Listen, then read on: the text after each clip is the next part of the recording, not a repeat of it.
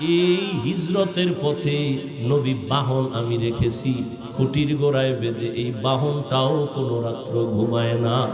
মদিনার নবী আসবেন, পথের দিয়ে তাকায় থাকে মক্কার দিকে, নবী আসবেন তারে পেটের মধ্যে নিয়ে মদিনায় যাবেন।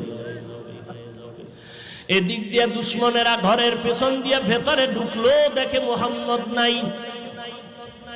এদিকে সময় খুবই কম, দ্রুত নবী আবু বকরকে নিয়ে বের হয়ে গেলেন।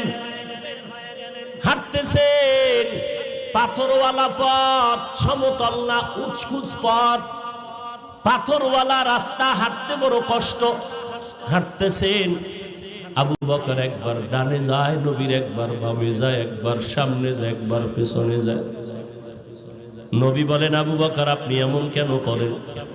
আবু বকর বলে, নবী দুশ্মনের ভয়, আমি ভয় পাই ডান দিক থেকে না জানি আক্রমণ